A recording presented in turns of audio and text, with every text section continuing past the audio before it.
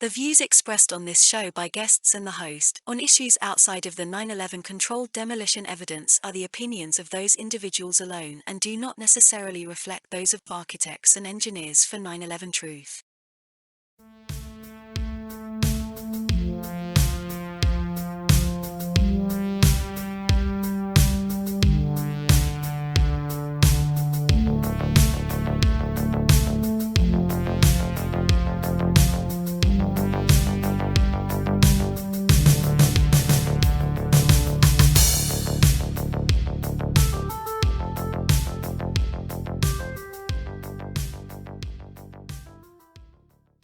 Welcome to another episode of 9/11 Freefall. I am the host, Andy Steele, and we're going to be going off tonight talking about, of course, September 11th, as we do every week, but we're going to be talking about some current events as well, because in my view, and in the view of many people who participate in our cause, the events taking place now are a result of what happened on September 11th. It's like history has these little checkpoints, and then everything else that happens from them, branches off from them, is a result of that, sort of like the butterfly effect. Of course, in the case of September 11th, it's a lot more stronger than a butterfly's wings. It's like a pterodactyl wings. Anyway, our guest tonight is Rick Sterling. He's a journalist who writes for such publications as antiwar.com, a great website, by the way. LA Progressive, Global Research, El Mayadeen, and others. He's a member of the Syria Solidarity Movement, and we will be learning more about him today. But first, let's go ahead and bring him on in here. Rick, welcome to 9/11 Freefall. Yeah, nice to be here, Andy. So that's a very brief bio. I tried to put it together from snippets from different places, but fill us in, talk about your illustrious career as a truth teller. Well, Andy, actually a big transition point for me when I was 19 or 20 years old. After the first year of university, I hitchhiked around the U.S. I'm originally from Vancouver, Canada. With a high school friend, we hitchhiked around the U.S. and through Mexico and Central America, and that was life-changing because we saw that the world was different than we thought from our middle-class Canadian viewpoints. And it really changed me in profound ways to be in Nicaragua under the Somoza dictatorship, to meet and talk with campesinos in Mexico, and be in Guatemala when it was under a dictatorship. And so that changed me a lot. I went back to university and then transitioned and worked with an organization that published books and pamphlets mostly around Africa. And I did Africa Solidarity work, went to Tanzania, and we produced LP records, produced books and booklets, as I was saying. Then I had this is the very short version of my life. Then I met my wife, and we had some kids, and I had to get a job. So I studied electronics. I became an electronics engineer and worked mostly at Space Sciences Laboratory at UC Berkeley for 22 years. And we did projects for NASA at Vandenberg Air Force Base and Cape Canaveral, Kennedy Space Center, and then base. And when I reached the age of 62, I figured I wanted to go back to where my real interest was, which was in international politics and solidarity, basically linking up with other people, trying to combat the misinformation and disinformation in Western society. So I retired from my job and became a full-time activist journalist, and I've been doing that for the last 10 years. We need so many of them right now, especially considering what's going on. We'll be getting into the current situation is something I'm very concerned with, but you took a good road in life, in my view. I didn't go around the world as much, but I went to some places, and I recommend to the young people out there, travel as soon as you get out of college. because it gets harder as you get older. You get more set in your ways, and Yes. just the adventure isn't as exciting when you get older. But when you're young, it lets you see how other people live. It lets you appreciate what we do have here, the benefits of it, and how important it is to protect, because you see how things can go wrong in other places and how it could go wrong here if we are not careful.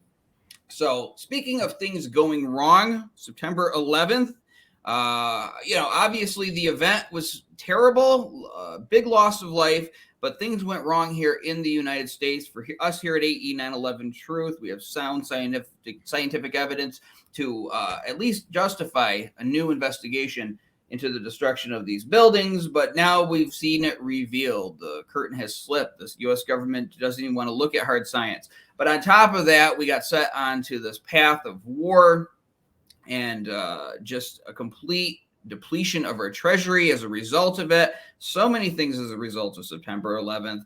I want to hear it from your perspective.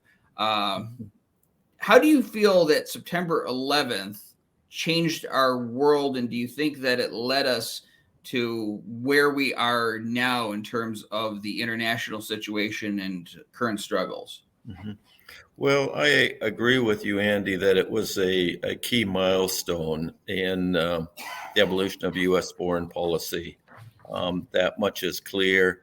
I studied the Project for a New American Century and the neoconservatives, and they, of course, really ramped up. They viewed the end of the Cold War as meaning U.S. capitalism had won.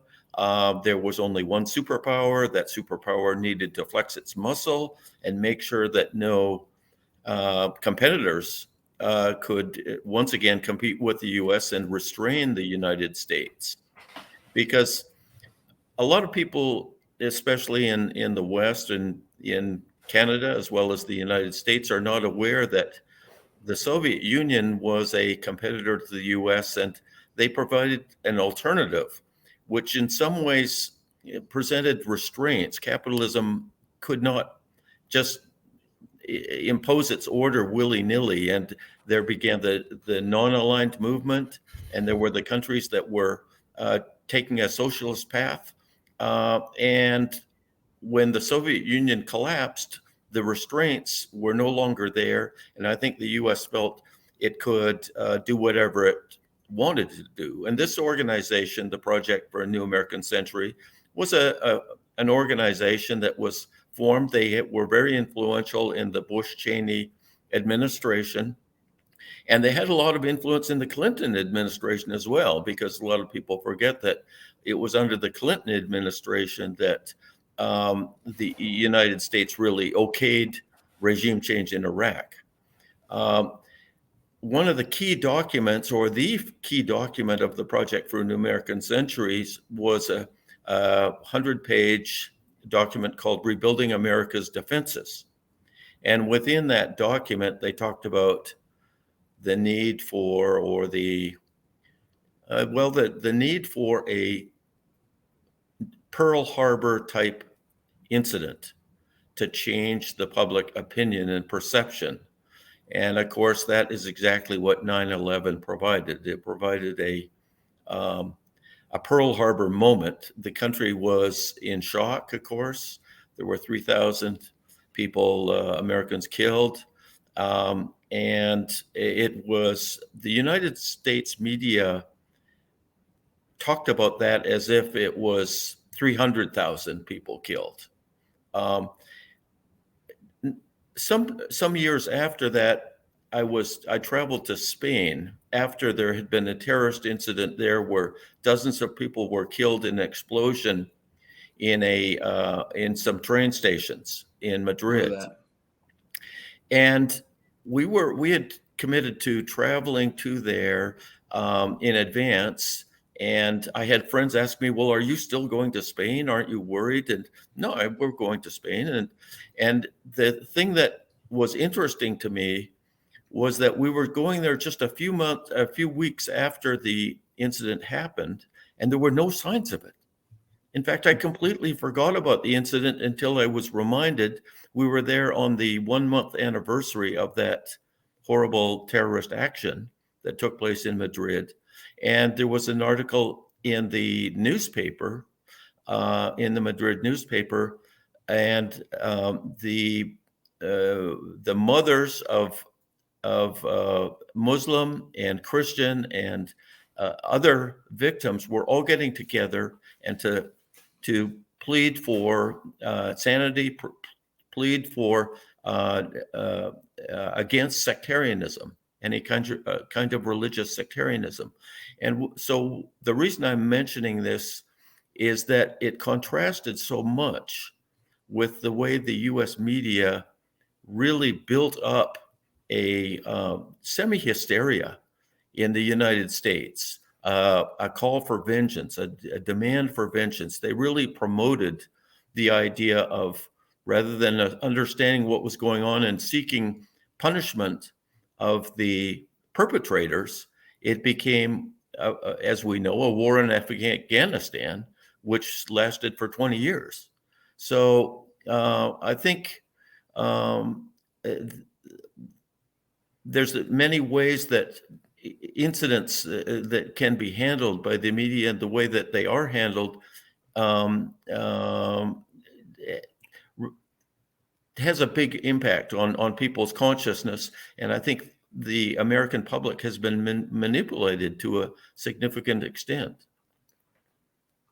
Yeah, and this would be maybe challenged by some people, but I think the American public is more manipulated than anybody else in the world, because what I found from people who live in overseas dictatorships where it's just so in your face, the repression, at least they know what they're in. You know, they make jokes about it and stuff, but they go through their daily lives. They may even be submissive to it because they have to be. I mean, the guys with the guns are the ones telling them what to do. How can they challenge that? But at least they know the situation they're in. Here in the United States, it's just like we're thrown a bunch of imagery on television. We're programmed by the programming. And people live in this little bubble where they really believe that what they see on the flickery blue box, or even on the few websites we're allowed to see now in a Google search, is really the perspective. And they believe that the opinions and the individual personalities that make up 300 million people here in the United States can really be broken up into just two political ideologies. And you're either that or you're this, and there's nothing in between. You know, there's no different perspectives. You can't even find blogs now. So I think we are even more controlled or more programmed and more ignorant here in the US. We're trying to do something about that here with this show and with so many others. I know with your work, but it's a tremendous obstacle to overcome. Now, in your view, because I know that you've done a lot of research on this, you're interested in international affairs. Why was Central Asia so important at that time? Why did we need to get in there to Afghanistan? Like, for instance, I never understood why we went into, back then, why we were going to Afghanistan when most of the hijackers were Saudis. And, you know, according to what even the news was saying, it was bin Laden was traveling between Afghanistan and Pakistan, but we needed to get right in there into Afghanistan. And that's always been a very important region in the world. Back in the day, it was the Russians and the British competing with each other for control and domination of that area. I'm talking a long time ago. But from your own research, why did we need to go in there so immediately? Why was that the first on the list after 9/11? Well, yeah, Afghanistan was very important going back in you know, several decades previous, of course. In the mid 70s, there was a revolution in Afghanistan, in Kabul, and a progressive government took power, a socialist inclined government, but not communist. And they started bringing the country into the 20th century, overcoming various feudal practices, and they had agrarian reform, very significant changes. Women were suddenly invited to go to get higher education. There were a lot of positive changes, and some of your older viewers will remember Afghanistan was a place a lot of youth traveled to safely, and because there was also good marijuana and hashish there. but they were doing that in full safety in those days. What happened was afterward, because it was friendly with the Soviet Union and in a strategic location, as you're hinting at, the United States developed the policy promoted by Zbigniew Brzezinski, who was the national security advisor for Jimmy Carter. This is in the mid to late 70s. And along with Saudi Arabia, they funded and promoted a jihadist sectarian army of extremists who went into Afghanistan and destabilized the country. Tens of thousands of terrorists could do that. And they destabilized the country to the point that the Kabul government asked for support from their neighbor, the Soviet Union. The Soviet Union sent in troops, and then the United States and their allies escalated the aid to the jihadists, Stinger missiles, and would bring down helicopters, and basically the tragedy of Afghanistan, it didn't begin in 2001. It began in 1978 when the United States and Saudi Arabia started destabilizing it. Now, the Zbigniew Brzezinski is an important character. He was the national security advisor to Jimmy Carter, very influential in the Trilateral Commission. He invited Jimmy Carter into the Trilateral Commission. He was the one who mentored Madeleine Albright, famous for saying that the 500,000 children who died in Iraq under sanctions, the price was worth it. And Zbigniew Brzezinski is still a very influential player in U.S. policy today. He authored a book that came out in 1998 called The Grand Chessboard, and that really addresses exactly the question that you're asking. Why is Afghanistan, why is Central Asia so important? What Brzezinski was arguing is that economically, in terms of economy, in terms of GDP, in terms of population, China, India, Afghanistan, all the way across Asia into West Europe, he was saying whoever controls Eurasia controls the world. Now, the United States has got an ocean either way to the Eurasia, but it is vital to the United States' interest to effectively control Eurasia, and so he spoke to the Afghanistan being a pivotal country in that region. And so that was one of the reasons. Of course, the Brits, it's been the graveyard of empires, including the British, but that explains some of the reason why Afghanistan, a very poor country but very strategically located, has been the scene of all these battles. Yeah, I'm going to have two Kurt Vonnegut quotes. I love that author, Kurt Vonnegut. But one of them was, and I'm going to butcher it because I don't remember the exact way you worded it, but mentioning about how, Bush is treating our army like a kid who just got some toy soldiers for Christmas.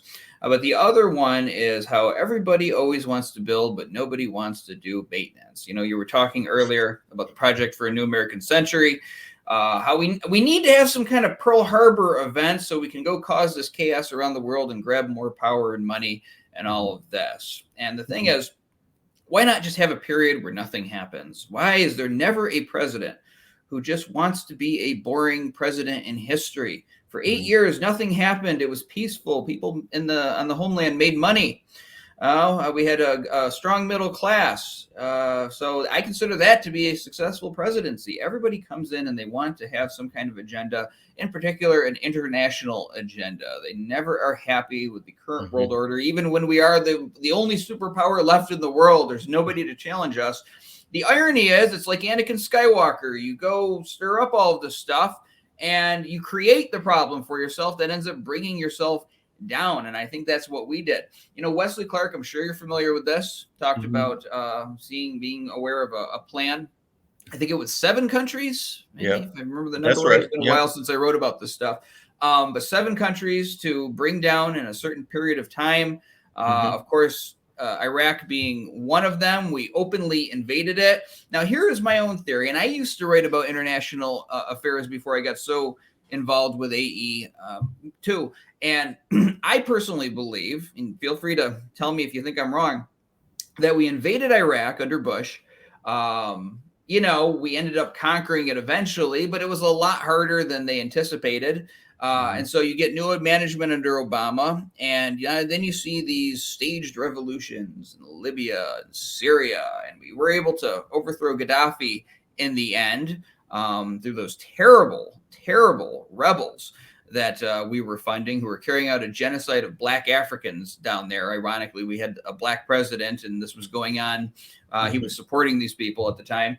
And then in Syria, they ran into problems because Russia was getting involved, and it was, I forgot the term for it, but you have sort of like this secret conflict between the U.S. and Russia there. And we weren't able to win ultimately in the end there. So the plan got stalled. Now, that's my assessment of the situation. But do you agree with me or disagree with me that what we saw happen with all the color revolutions in the Middle East was a continuation of this plan that came into effect after September 11th? Yeah, no, I think you're exactly right. I think it is. And Wesley Clark, he listed the 7 countries, and Sudan is also on that list, as well as Lebanon. And we've seen what happened with Sudan. It's been divided up. South Sudan broke away. You had the conflict in Darfur, which is a region in Western Sudan. So Sudan has been destabilized, as well as all the others. And Lebanon had is still in fractured and sectarian conflict there. So I think you're right that Wesley Clark wasn't just making this up. Somebody did give it to him, did tell him there was a list of 7 countries that were on the hit list. And we've seen all of the countries have had either, outright attacks or mysterious uprisings and media reports that later on you turn out to be not true. The story about Libyan soldiers high on Viagra raping all sorts of women, totally false. No, there's no evidence of it. The reports of Black African mercenaries. No, they weren't mercenaries. They were Libyans. And the same thing with Syria, which I've done a lot of work with and proud to be work with Kamal Obeid on that. But no, I think you're exactly right. I totally agree with you. This was a plan, and it's the strange thing is the U.S. foreign policy is still basically under the control or heavy influence of Zbigniew Brzezinski, and it's a variation. The Project for a New American Century is a variation of that, but that's where we are today, and that's why the coup that took place in Ukraine in 2014 was en route to destabilizing Russia. Again, Brzezinski, in his book, The Grand Chessboard, he talks about how maybe Russia should be broken up. Maybe there should be 3 countries there, not 1, because it's what gives Russia its strength. Of course, its economy is vastly stronger than the West estimated. They've not only survived the sanctions from the West, but the economy is doing quite well. I think it's got a 3 or 4% predicted to have 3 or 4% increase this year. But what gives it its strength is the size and the resources, the minerals, the oil, the gas, and the timber, all of the resources, and also the size of it. It's it's the largest landmass country on earth. So that's what gives its strength, and that's why Brzezinski and the neocons still in power in the United States want to want regime change, and they ultimately want to break up Russia. Yeah, and before, if some uninitiated person is watching this saying, "Oh, that's a conspiracy theory that they can do this," look, they've admitted to doing this back in the 50s. Iran, all right, when they overthrew Mossadegh. And the irony is here, this was a democratically elected leader. Years later, after September 11th, the talking points from all the neocons on television was, we need a stable democracy in the Middle East. Well, we had one, but the CIA overthrew it. And this is not a conspiracy theory. They brag about it. They're proud of it, right? Because he wanted to nationalize the oil fields there. This is a standard practice, because if they can get away with destabilizing the country and get a puppet in charge of a foreign country without having to invade it, a lot of times they will opt to do that. It's like just strategy. And I'm going to tell you what, folks, they don't just do this to countries. They do this to activist organizations, too, that are challenging the status quo on something, looking to COINTELPRO, breaking it up, creating counter groups, those kinds of things. So it's standard practice.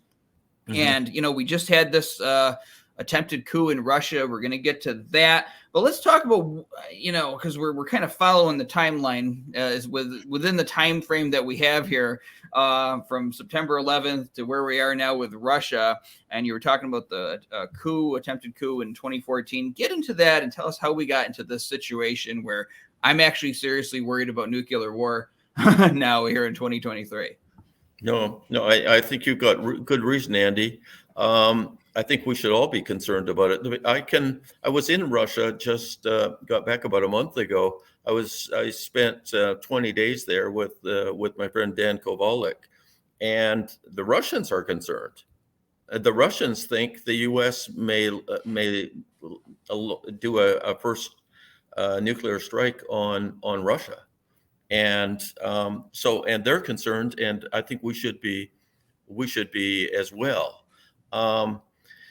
So it's, back to your point about conspiracy theories. Of course,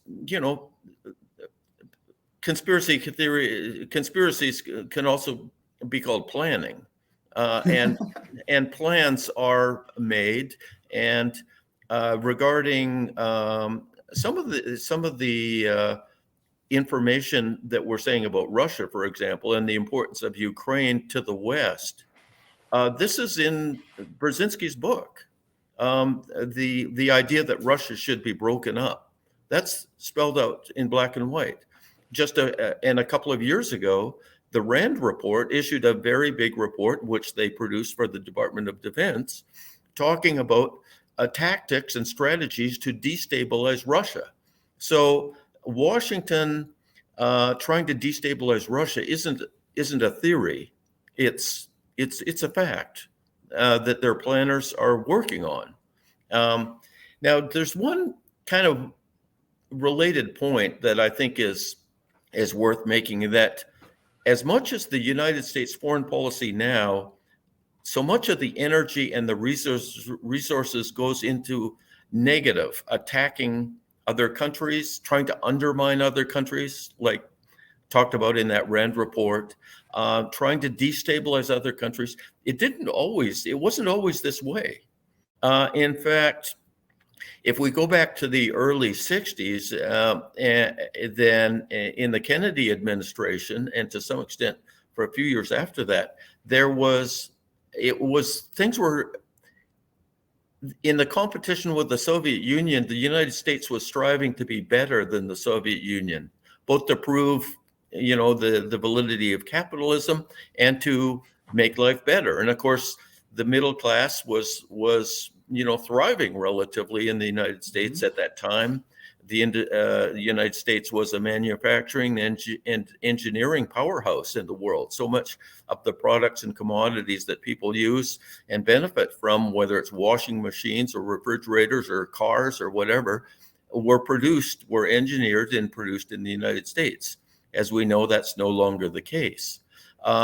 And beginning sometime, I don't have a specific time on this, but the trend toward going negative took place sometime in the next years, the next 5 or 10 years, and to the point now where the U.S. foreign policy is attacking other countries. A lot of it revolves around trying to undermine, trying to destabilize, trying to attack other countries instead of improving life at home, instead of working with allies to do positive things. So much is focused on the negative.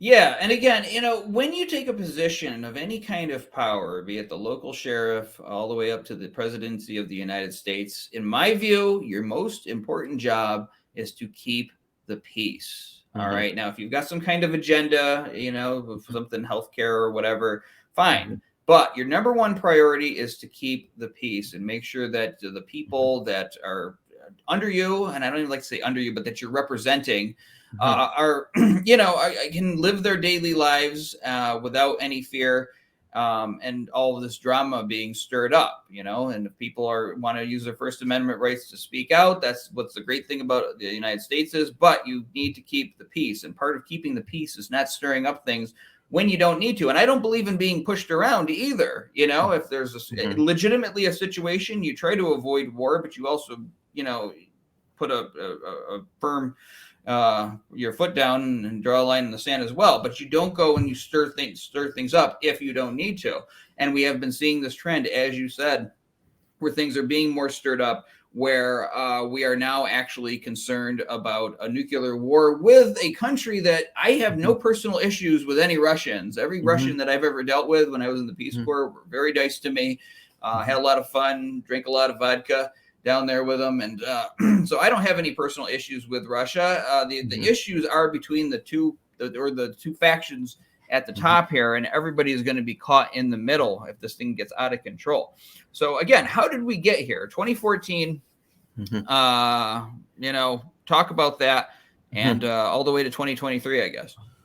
Well, the neocons, going back to the neocons, were still in the driver's seat, and they were driving things within the Obama administration. And the lead character there was Victoria Nuland, who came straight from the Bush-Cheney administration. She was Dick Cheney's chief foreign policy advisor. So, and she's married to Robert Kagan, who is one of the ultimate neocons. He's one of the kings of neocon, whatever their world is. So Robert Kagan and Bill Kristol are two of the luminaries there. Victoria Nuland's married to Robert Kagan, and she is another one. So we had this, transition from the Bush-Cheney to Obama. And as much as some significant things changed on the domestic front, on the international front, not that much changed. The destabilization efforts in Syria got going. The overthrow of the government in Libya took place under Obama. And in 2014, so that was 2011, 2012, at the end of 2013, there were protests happening in the plaza in Kiev, the capital of Ukraine, the so-called Maidan. And there were some peaceful protesters, but there was a hardcore faction with neo-Nazi connections that was the spearhead, and that increasingly it became a violent protest. Many police were killed. There was, Molotov cocktails and all that sort of that. And that climaxed on February 20 of 2014 with 49 people killed, both protesters and police, shot by snipers.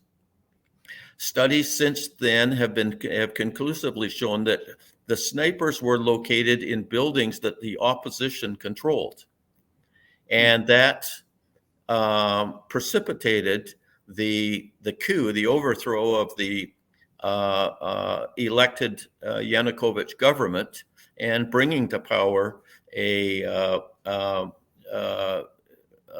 right-wing forces that were very closely allied with the United States.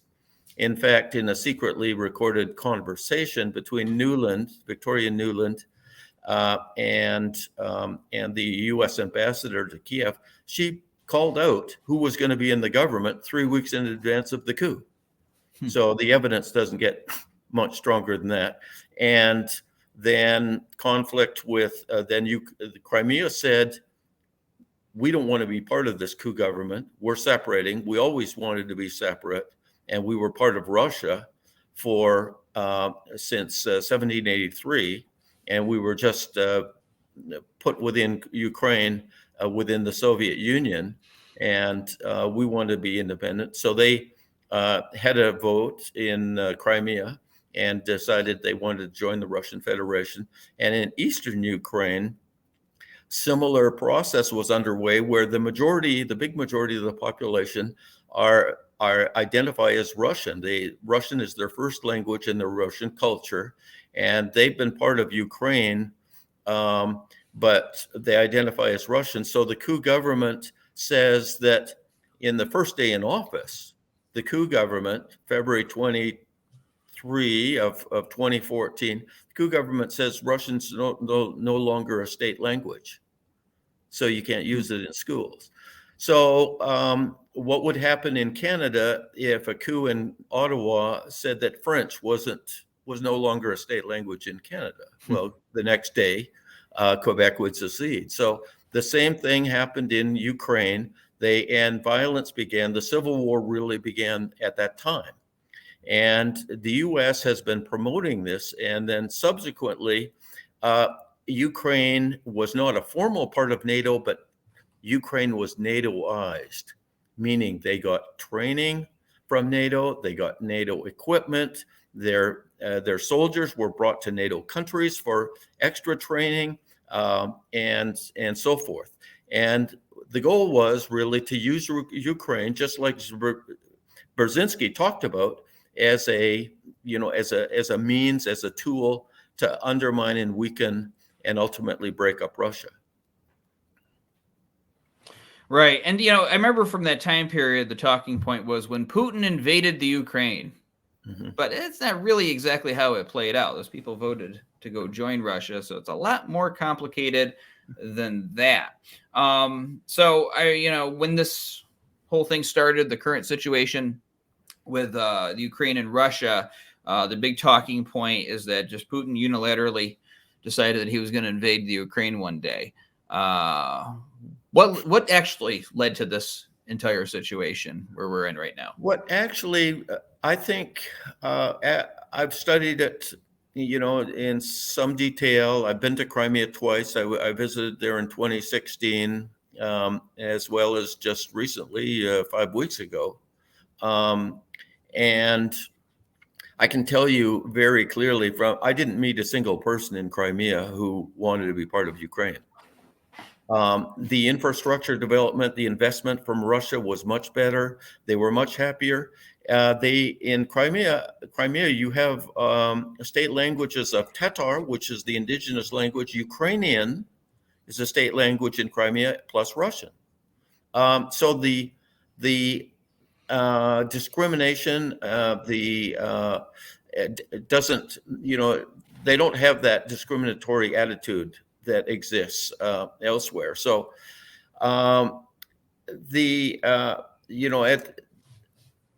I think going forward, looking back, I think Putin did everything possible to not be where he's at. I think they wanted not to send troops across the border into Ukraine. I think the West wanted them to.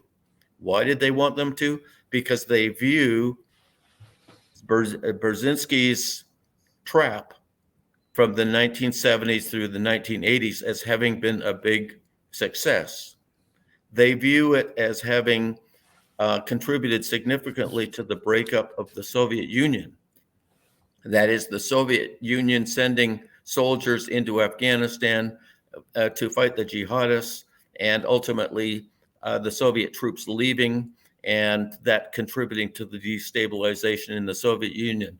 Hillary Clinton said it right away. She said Afghanistan is the model. So I think I think the United States was intentionally provoking Russia and wanting this to happen. They queued up all of the sanctions in advance. They queued up the countries and all of the canceling of Russian culture that was queued up in advance.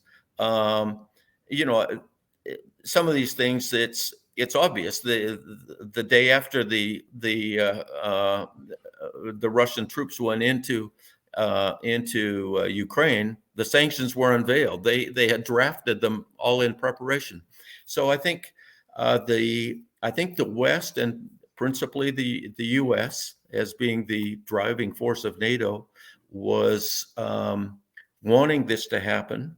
And I think Russia did not want it to happen. In fact, just in December of 2021, Russia again presented an agreement to NATO and the United States, which would have prevented this. And they weren't asking for much. They were asking basically for the United States to withdraw their nuclear capable missiles from the border of Russia in Poland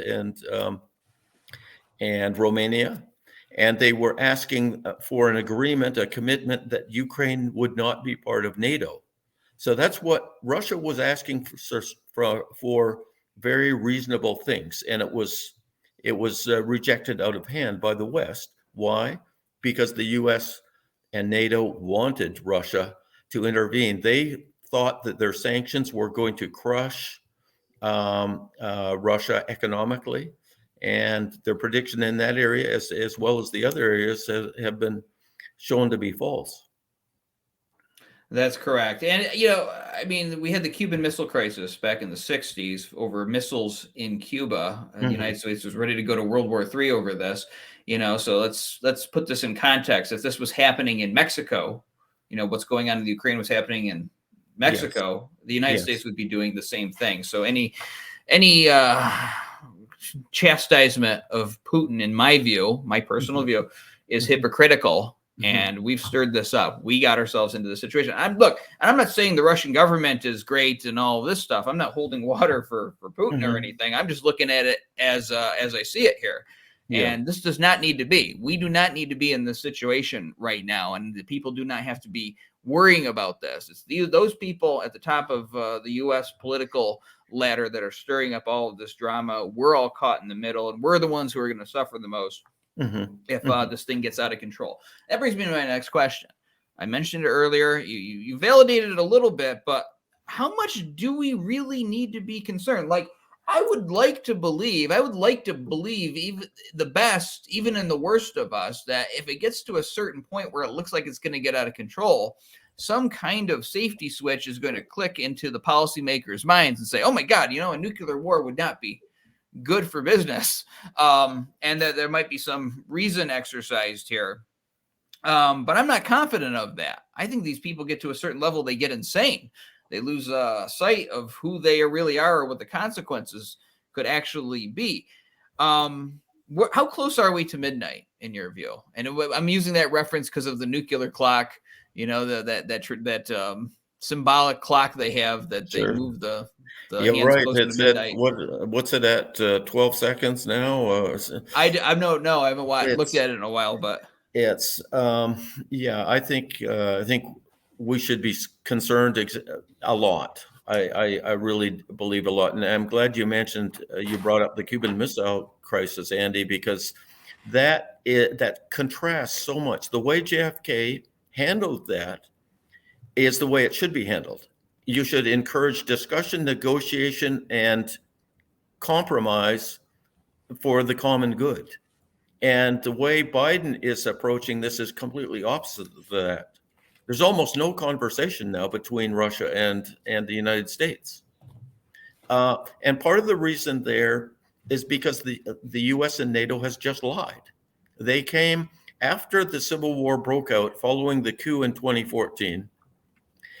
There were agreements signed in Minsk, Belarus, and in 2015, the agreements were signed with the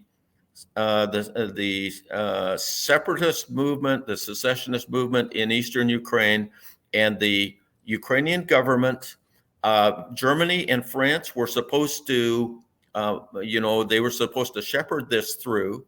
This was an agreement where the eastern Ukraine would remain part of Kiev, would remain part of Ukraine, but they would have a degree of autonomy. This is not uncommon. There's like 15 different autonomous zones in Europe that have the right to do their language and so forth. Part of Italy, the first language is German. This is not uncommon. There was an agreement. Both Kiev, Paris, France, and Germany all agreed to this, and later, just in the last year or year and a half, it turned out to have been a lie. They never meant to implement it. They were just stalling for time to build up and to weaponize Ukraine more. So with incidents like that happening, Russia has lost trust in the West. How can you come to an agreement with somebody you can't believe what they're saying and what they're signing on to? So Kennedy, in contrast, believed that you needed to not put your adversaries in a position where they have no choice but to go on the offensive, and that's what has not happened here. And the Bush the Biden rather has just he said we don't want World War III, and if we were to send F-16s, it would be in World War III. Well, he just recently said we're authorizing F-16s. It's been escalation after escalation after escalation, and why? Because Russia is winning, because Russia is decimating the Ukrainian. All of these lives that are being sacrificed, it's all unnecessary. Russia didn't want it, and NATO created it. Why? Because they're hell-bent on using Ukrainians as proxies. The money from the West. I mean, Ukraine is not an independent state. I mean, even welfare checks are being paid by the West. So Ukraine is totally dependent on the West. It's become a client state, and now they've just said that their second language is going to be English, because they're signing all the agreements with Washington. And they've just, in the last few days, they've said that officers of the state of Ukraine need to speak English. So this is the country that refused to speak Russian, which denied Russian speaking rights, despite the centuries of close connections between Ukrainians and Russians. And now they're showing their true colors by saying that their officials need to speak English. And I'm sure the older officials really appreciate that, because it's so easy to learn another language when you're older. But yeah, I mean, it sounds like it's becoming an imperial colony of the U.S. And so since Ukraine and Russia are at war, it's sort of basically not directly declared, but it's basically a war between the U.S. and Russia that's going on, behind the shadows. There's just one other thing, Andy, back to your question about how scared should we be? We should be very scared, because the people in power, the foreign policy hasn't changed for 25 years. And they just go from blunder to blunder, to mistake to mistake. And yet there's no accountability. And they seem to think they can escalate, eternally. Now they're making money. They've probably got big investments in the military industrial complex. So they're sitting pretty. Their children are not dying on the front lines. Their children are not going into the U.S. Army, let alone the Ukrainian or the Russian. So the lack of accountability is kind of scary. And the connection between the people who were the ideological masterminds of the invasion of Iraq, and all the lies that went into that, the weapons of mass destruction, supposedly, they're still in charge. And, the other connection with Kennedy, going back to Kennedy, is who could have imagined that the CIA, that the intelligence agency of the United States, assassinated their own president? People say, well, 9/11, how could it be possible that that could be an inside job? But there are many other incidents of sensational events where, after decades, the truth comes out about what was really going on there and who was responsible. Another one really is USS Liberty. And I don't know if you've had some shows on that, but the USS Liberty, a United States communications ship in June of 1967, monitoring the war between Egypt and Israel, was attacked. 34 servicemen killed, 171 injured. And it was Israel that attacked that ship and tried to shoot the survivors in the water. And yet that was obliterated from history, or they tried to. They have not succeeded. But talk about sensational events. So the problem is that the people running the foreign policy of the United States have led us from one disaster to another. They've bankrupted the country. They've seen our infrastructure fall apart, and there's been no accountability, and they're still in charge. Yeah, well, anybody who says that this is all conspiracy theory, I don't really know history, because politics is all about all of this intrigue all throughout. But you can go all the way back to the Egyptian empire, civilization, and this is what people at the top do. There's a certain personality type that's attracted to this kind of thing. People always they look at the world through their own eyes, their own perspective, and they say, well, I wouldn't do something like that, so probably nobody else is. No, there's psychopaths out there. And until you experience them, you don't really know. But those are the type of people who will rise to the top because they're willing to sell out their own mother to get there. And, of course, they're going to be doing all of this. But again, because we are under them, we're the ones who suffer as a result of their actions. This leads me to my next thing. I remember when Iraq started, or when they were talking about invading Iraq, there was an anti-war movement. God bless them. They were out there. Where is our anti-war movement now? What happened to them? Because I don't see them. I know that I'm not saying like there's nobody out there. But where are the big protests that we saw when they were talking about invading Iraq? They're not there, that's for sure. They're confused. They're not understanding. They're hating Russia, because we've been carefully programmed to do that, to think that even though Russiagate has been discredited by both the Mueller and the recent Durham investigations, Mueller spent, years on it, and all the main tenets of Russiagate have been disproven. A lot of people still believe it. So the propaganda has been shockingly effective. Yeah, that's exactly right. People, I really believe 9/11 opened the door to this, because I'm not saying things were a utopia before September 11th. Obviously, there were deceptions. Obviously, the media was still controlled, but people seemed to have a better head on their shoulders before then. And people weren't, and people will say maybe this is good. I don't think it is good, but they'll say that people are more informed, but by people thinking they're more informed right now, getting caught up in the culture war stuff and the left versus right stuff, they think they're informed, but they're really not. They're distracted. Before September 11th, people were caught up in their own lives, their jobs, their wife and kids, or husband and kids if you're a woman.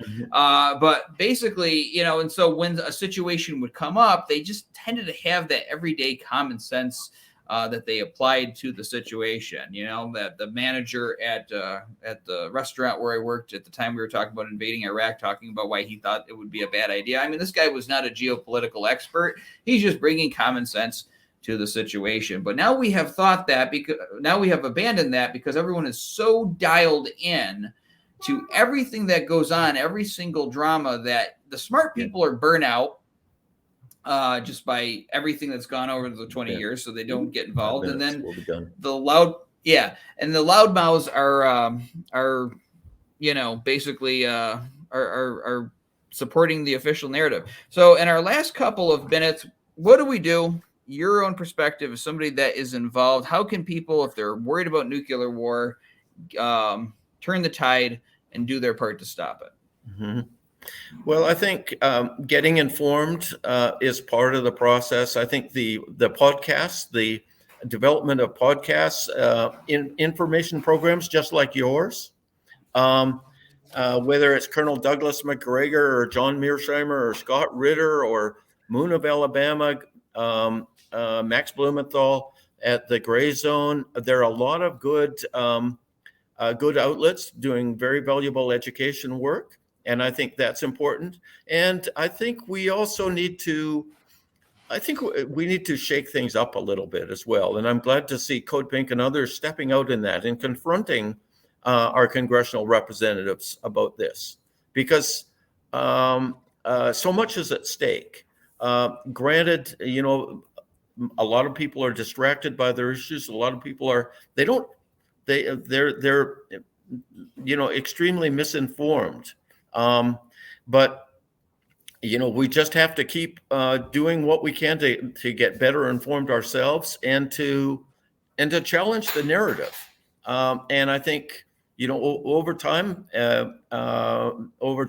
truth will out. And I think it's important to keep in mind that we who challenge the system and challenge the big lies that have taken place, including 9/11, we're not. We may be a minority locally, but globally, 85% of humanity has refused to denounce the Russian action in Ukraine, because they know there's something more to this. They know that it's not good guys. Washington is not wearing the white hat, and it's not Kiev is not pure as the driven snow. That the situation is a lot more complex, and they know from history that Washington manipulates countries, they manipulate people, and they have a history of overthrowing governments, and that they cannot be trusted. So 85% of humanity is either on the side of Russia, or they're refusing to go along with the Western narrative. And I think that will transfer as well to key milestone events such as 9/11 as well. Right. And I think if we can get these people off our backs, these people at the very top, and again, stop focusing on personalities out there. I'm saying this to the people out there, where it's like, oh, I like Trump. And I'm not criticizing anybody. I just say, oh, I like Trump. Look what they're doing to him. Oh, I like whoever's on the other side here. Look what they're doing to him. And it becomes all about a certain person rather than a cause. Stop focusing on people. Don't ever do that with me. I don't want that. Just focus on the cause and worry about the issues surrounding that cause and report the facts. Make it about that, and I think we will get further ahead. Rick, thank you so much for coming on today. It's a breath of fresh air to be able to talk about this stuff. I used to write about it before I got so involved with 9/11, but it all relates, so that's why we're talking about it. But thank you for coming on 9/11 Freefall today. Okay, my pleasure, Andy. Keep up the good work.